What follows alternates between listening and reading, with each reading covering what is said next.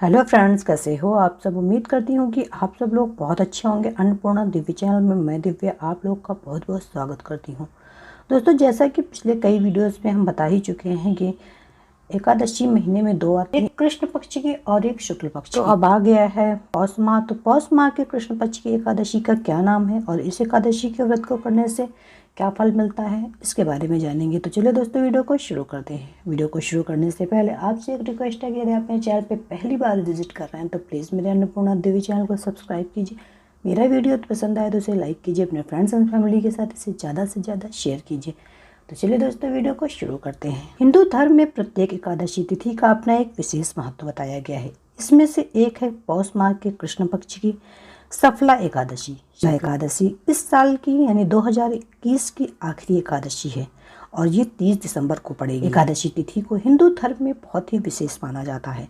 महाभारत की कथा में भी एकादशी के व्रत का उल्लेख मिलता है। पौराणिक कथा के अनुसार भगवान श्री कृष्ण ने स्वयं धर्मराज युधिष्ठिर और अर्जुन को एकादशी व्रत के महात्म्य के बारे में बताया था। एकादशी व्रत को सभी व्रतों में श्रेष्ठ माना गया। पंचांग के अनुसार 30 दिसंबर को साल की आखिरी एकादशी तिथि है। मान्यता के अनुसार पौष मास के कृष्ण पक्ष की एकादशी तिथि को सफला एकादशी के नाम से जाना जाता है और धार्मिक मान्यता है कि इस दिन विधि विधान से सफला एकादशी का व्रत करने से सभी मनोकामनाएं पूरी हो जाती हैं और सभी कार्यों में सफलता मिलती है। इस व्रत में रात्रि जागरण को आवश्यक बताया गया है। मान्यता है कि रात्रि जागरण के बाद ही इस व्रत का पूर्ण लाभ मिलता है।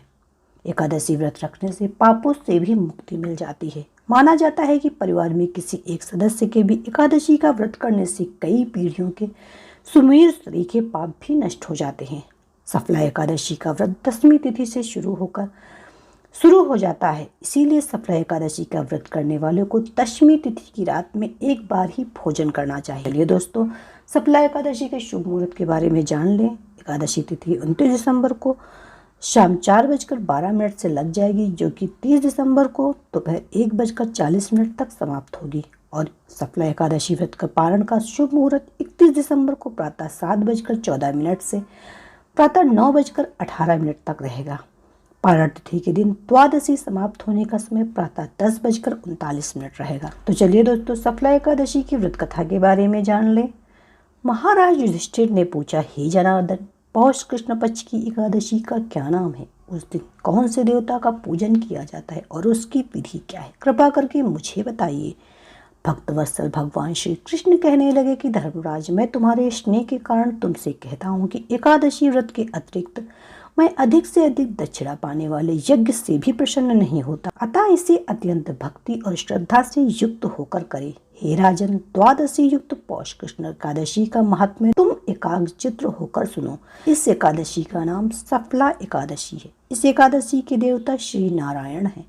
विधि पूर्वक इस व्रत को करना चाहिए। जिस प्रकार नागों में शेषनाग, पक्षियों में करुण, सब ग्रहों में चंद्रमा, यज्ञों में अश्वमेघ और देवताओं में भगवान विष्णु श्रेष्ठ हैं, उसी तरह सब व्रतों में एकादशी का व्रत श्रेष्ठ है। जो मनुष्य सदैव एकादशी का व्रत करते हैं वे मुझे परम प्रिय हैं। अब इस व्रत की विधि कहता हूँ। मेरी पूजा के लिए ऋतु के अनुकूल फल, नारियल, नींबू, नैवेद्य आदि 16 वस्त्रों का संग्रह करें। इस सामग्री से मेरी पूजा करने के बाद रात्रि जागरण करें। इस एकादशी के व्रत के समान यज्ञ, तीर्थ, दान, तप तथा और कोई दूसरा व्रत नहीं है। 5000 वर्ष तप करने से जो फल मिलता है उससे भी अधिक सफला एकादशी का व्रत करने से मिलता है। हे राजन, अब आप इस एकादशी की कथा सुनिए। चंपावती नगरी में एक महिष्मान नाम का राजा राज्य करता था। उसके 4 पुत्र थे। उन सब में लुम्पक नाम वाला बड़ा राजपुत्र महापापी था। वह पापी सदा पर स्त्री और वैश्यागमन था तथा दूसरे बुरे कर्मों में अपने पिता का धन नष्ट किया करता था। सदैव ही देवता, ब्राह्मण, वैष्णवों की निंदा किया करता था। जब राजा को अपने बड़े पुत्र के ऐसे कुकर्मों का पता चला तो उन्होंने उसे अपने राज्य से निकाल दिया। तब वह विचारने लगा कि मैं कहाँ जाऊँ, क्या करूँ। अंत में उसने चोरी करने का निश्चय किया। दिन में वह रण में रहता और रात्रि को अपने पिता की नगरी में चोरी करता था और प्रजा को तंग करने और उन्हें मारने का कुकर्म करता। कुछ समय पश्चात सारी नगरी भयभीत हो गई। वह वन में रहकर पशु आदि को मारकर खाने लगा। नागरिक और राज्य के कर्मचारी उसे पकड़ लेते किंतु राजा के भय से छोड़ देते। वन के एक अति प्राचीन विशाल पीपल का वृक्ष था। लोग उसकी भगवान के समान पूजा करते थे। उसी वृक्ष के नीचे वह महापापी लुम्पक रहा करता था। इस वन को लोग देवताओं की क्रीड़ा स्थली मानते थे। कुछ समय पश्चात पौष कृष्ण पक्ष की दशमी के दिन वह वस्त्रहीन होने के कारण शीत के चलते सारी रात्रि सो नहीं सका। उसके हाथ पैर अकड़ गए। सूर्योदय होते होते वह मूर्छित हो गया। दूसरे दिन एकादशी को मध्याह्न के समय सूर्य की गर्मी पाकर उसकी मूर्छा दूर हुई। गिरता पड़ता वह भोजन की तलाश में निकला। पशुओं को मारने में वह समर्थ नहीं था, अतः पेड़ों के नीचे गिरे हुए फल उठाकर वापस उसी पीपल के वृक्ष के नीचे आ गया। उस समय तक सूर्य अस्त हो चुके थे। वृक्ष के नीचे फल रखकर कहने लगा, हे भगवान, अब आपके ही अर्पण का ये फल है, आप ही तृप्त हो जाइए। उस रात्रि को दुख के कारण रात्रि को उसको नींद भी नहीं आई। उसके इस उपवास और जागरण से भगवान अत्यंत प्रसन्न हो गए और उसके सारे पाप नष्ट हो गए।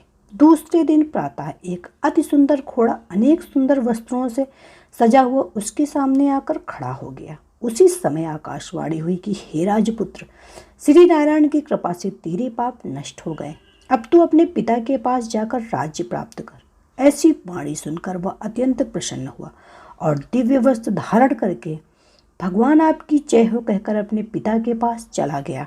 उसके पिता ने प्रसन्न होकर उसे समस्त राज्य का भार सौंप दिया और वन का रास्ता लिया। अब लुम्पक शास्त्रानुसार राज्य करने लगा। उसके स्त्री पुत्र आदि सारा कुटुंब भगवान नारायण का परम भक्त हो गया।